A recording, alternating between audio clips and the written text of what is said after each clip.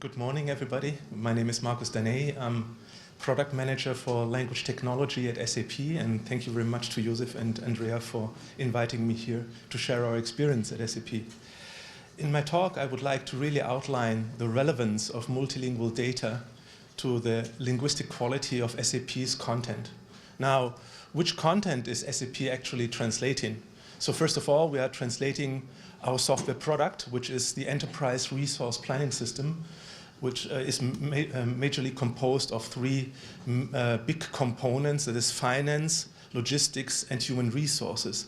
But that's not all. Most of our customers cannot use just this Enterprise Resource Planning System alone. They need to specifically apply these applications or extend this application to the needs of their specific industry.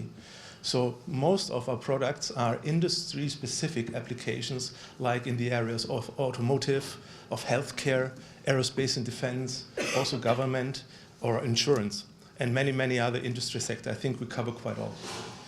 Now, the need for multilingual content at SAP has grown consistently and significantly over the decades since SAP was founded. Especially at the end of the 80s and during the 90s with the success of the R3 system, the volumes have grown significantly. But also with the extension of the European Union, the need to adopt new languages or create new languages from scratch in our translation world, not only for the software UI, but also for documentation and training materials, was quite significant. So at that point in time already, we could not manage all these translation volumes with human translators alone. So we needed to look into other possibilities to manage all these volumes. But the volume and the quantity is not everything. It was always important for SAP to have a fast turnaround time of translations. That gave SAP the competitive advantage to enter new markets quickly, and that was key to SAP. So we were not in the luxurious situation to wait until the development is finished and have a code freeze like other IT providers did, but we always translated in parallel with development, which was quite challenging because you get some last-minute changes, have to recorrect all the terminology that is changed last minute, and so on and so forth. But for SAP as a company, it was quite good because as soon as the development process was finished, we could, let's say, deliver our software into the global markets. That really results into the current goal to enable real-time translation between each and every language in order to bridge the communication and connect the global markets. Now, these demands I've issued, the large quantities and the fast turnaround times, forced SAP to look into translation technologies at a very early point in time. But not only into translation technologies, we also needed to outsource translation to our vendor ecosystem, and we have a quite stable and long-term vendor relationships with partners that we have created and built up during the 90s. So even at an early point in time, we had a look also beside developing our own translation memory system and our own translation editors, buying external third-party software like the one from SDL Trados. We had quite early a look at also machine translation. In fact, one of the founders of SAP, Klaus Tschira, looked at machine translation already in 1982. He tried to experiment with logos on a Wang system. At that time, there was not even Word or WordPerfect as a text editor. So Wang was a mainframe system for text editing. So that was quite successful, an experiment that had the goal to translate our system from German to English. But these experiments led actually to the first real huge machine translation project in SAP's history, end of the 80s, when Hasso Plattner bought a metal system from Siemens at the time to translate the first prototype of the R3 system, which is the most successful product in SAP's history so far, into English to understand if the product could be successful on the US American market. Now, since this machine translation project that was surely rule-based machine translation was very successful, SAP continued adopting rule-based machine translation during the 90s to translate other content types like documentation, but also training and marketing materials, especially from German to English, but also from English into other language or German into other languages. We had a lot of experiments also at the end of the 90s trying other, let's say, language combinations, but we always found the barrier that the effort of training a rule-based machine translation system was very, very high. I mean, the results were very good. It's a deterministic system. You can predict quite easily what is the result, but the effort of training such engines is very, very high. So the last thing we did with a rule-based machine translation or with an investment in machine translation was 2005. We created a web interface, a machine translation web interface, which allowed our support colleagues who are in contact with customers and solve customer problems to translate their messages. That was quite helpful, but it was the last big investment that we made during the 2000s in machine translation. Then we found out that the cost-benefit ratio of rule-based machine translation was not too good. We looked again into machine translation around 2011, 2012, inspired by industry conferences and people telling us that statistical machine translation would be really would show really good results. And so we adopted a first Moses decoder in 2012 and had quite good results. So at that point in time, we understood that all the language data we have collected so far would really bring quite the same good results as a rule-based machine translation system without having this costly impact and without losing scalability and target orientation.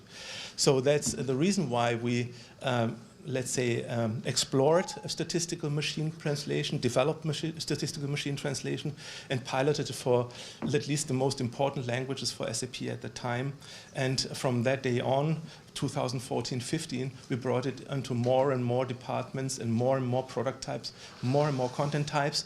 And it's really so successful that currently we are exposing our machine translation intelligence that is trained for SAP-specific purposes also to our customers and partners, right? So we are actually at the point in time right now delivering or releasing a product to the market on our HANA Cloud platform that allows our customers to even extend the ERP system more on their own purposes and translate the stuff in many languages. So there's quite an interesting question in the industry. Is there a one-size-fits-all system for statistical machine translation? Our experience at SAP says clearly no, not at that point in time. So when we apply generic commercial systems like the famous one that you see outside in the market, they do not show the same good results that we have, that we can generate with our own trained and domain-specifically trained machines. And domains at SAP means industry-specifically trained engines. So you see here the blue score, which give a correlation between the machine translation and the human translation that is very high. It's very good. It's much higher than you get it from a commercial system. And the TER score, which indicates the number of errors which need to be corrected by a human translator after a machine translation, pre-translation, is very low. That was proven to be valid for SAP documentation as a content type, but also, and this is quite more difficult, Katja mentioned that there are different content types and machine translation can be quite successful on various content types and for others not. UI translation is not traditionally a content type which is very successful because sentences are not well regulated, has not a style guide like documentation, but they are truncated. It's more like translating terminology. It's very difficult. But even there, we got some very, very good results. So statistical machine translation showed very promising results. For us, it is clear that we need to train context sensitively to reach the efficiency, scalability, and the cost efficiency. So, but before I give you some examples of a domain-trained model and compare this with a generically trained model, let's have a look and compare two generic models, a commercial system and an SAP generic system. Already here, just with the difference of the training data, you see a huge difference between a generic system which is outside in the industry and a generic system which is trained by SAP. If you have a look at the first example, for example, mejorar la funcionalidad y la conformidad de la interfaz. I'm not Spanish speaking, so sorry for the guys who improve the functionality and the interface conforms. Here you see that the syntax and terminology of the commercial system is not right. It's much better, the term that you have here, and it's a reused sentence, obviously, improve functionality and compliance of the interface. As well with the second, here you see also that the terminology is from the SAP system is much more crisp, even if there's a mistake here in the translation, because component is not an integral part of the product name in this case. Integration gateway is a component name. If you look at the next sentence, directrices de la tabla de decisiones, here clearly you can see a semantic error, so the commercial system has not grasped the meaning of the sentence. The output here is a table of decision-making guidelines, whereas it should be the guidelines of the decision table, right? So you see that the generically trained system from SAP is more crisp, is more appropriate to the IT style, and you always can see just using different data to train your machines, that it just makes it already a difference in quality. The same, and I give you some more examples from French. Zone modifié can mean areas for sure, but in our IT content that means fields, and this is the right translation. Type de pièce, pièce can be a room, surely, but in our context it means a document type. Journal du cycle. For us, it's a steady term, a stable term, which is posting run log, right? And here for the fiscal year, that is really far away from being the one that is really required in this context, that the generic machine translation, the outside the commercial one, generates here. So in SAP's experience, rule-based systems have considerable limitations, as we have seen from a cost perspective. We are not so far in understanding how we can mix the statistical machine translation and the rule-based machine translation. We understand that there are advantages, but we have not reached so far because we're very much focused on, let's say, improving the statistical machine translation models. What was for an advantage of SAP was the huge volume of multilingual text we had. This is very beneficial and it's very promising, as Josef said at the beginning, when it comes to train a machine translation system. So we had a large number and high quality translation memories for many, many language pairs. We have a database with multilingual vectors. That means that texts are not stored in a bilingual database, but in a multilingual vector. It's actually an SAP patent and should bring us to the point where we can really switch the source language in development on the fly.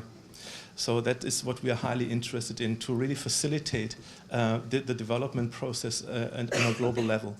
We have a huge SAP terminology database that was really of a high quality, and we have surely a lot of multilingual text data. But as I said, we focus clearly on application and context-sensitive machine translation, because all these, let's say, SAP products have industry-specific adaptations and run industry-specific processes. Now, let's finally have a look at or compare the generic machine translation result with the domain-trained, let's say, model from our support organization. Also here you clearly see Bedeutung der Spalteninhalte. It's not importance in our context, but it's the description of a column content. Vertriebsassistent is not a distribution wizard, but it's a very important term that is a sales assistant in this context.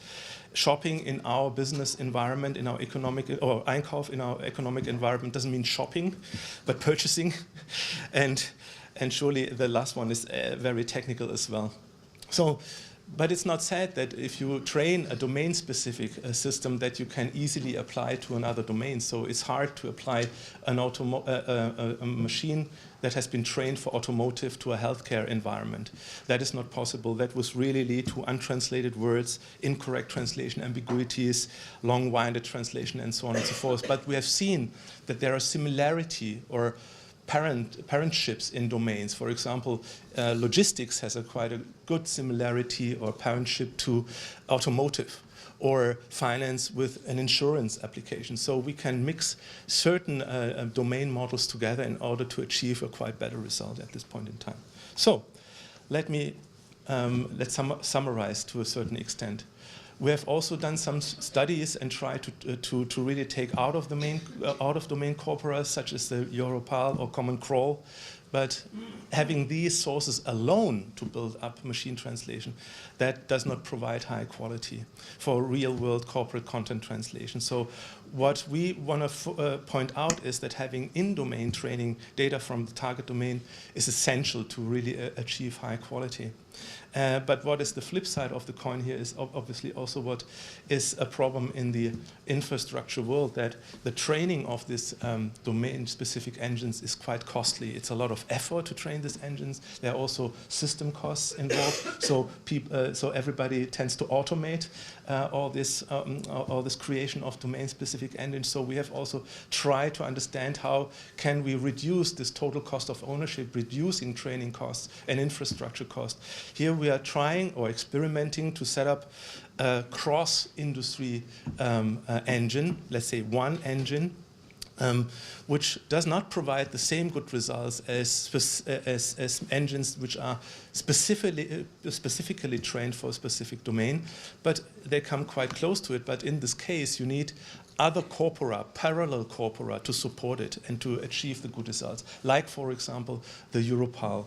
In this context, it would be really beneficial to have more industry-specific data in the Europal, which is very well structured, as we all know, but that would be also beneficial for the industry. So this importance of parallel corpora is really, and many people in the industry, many stakeholders in the industry have understood this and share their data for free or with a very liberal license, because they understood that it's good for the corpora itself. It undergoes a cleaning process with people working on it. It gets better and better, like Katja explained before, but also for the economy as a whole. It's very, very important and it's very good. So the only thing that needs to be understood is how can this data be consumed? How is the provisioning of this data? So the problem for the industry is their technical standard, is the API standardized from which we can consume this data? So is it easy to consume, and is the quality high enough? Do we destroy our results, or is it good enough so that we can go ahead? So these regulations also are very important. In this respect, I would like to conclude saying that SAP recognize language data as a fundamental element of artificial intelligence that we also at SAP are developing, and the emerging digital economy, but also this parallel corpora in this context, the Europal and the regulation, the standardization that goes along with it, are also extremely important in this context. Thanks a lot for your attention. I'm open for your questions.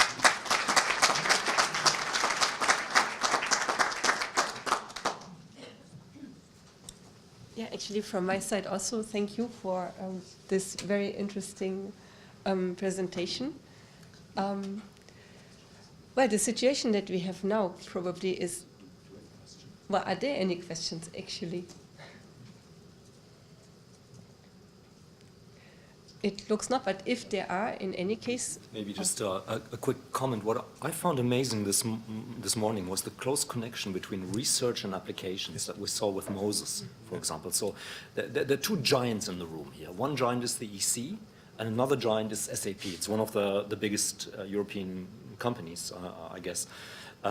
And both use direct outcomes of EU-funded research projects in statistical machine translation, the Moses system. And I think many other people here, many of the LSPs that do machine translation are also based on Moses or other systems like from Karlsruhe, from Aachen, etc. There's many of them, but Moses is one of the sort of like flagship projects. And I think this is really encouraging to see the close connection between research and making money with the outcome of that research, and sort of like making our public administrations at the EC level maybe more efficient.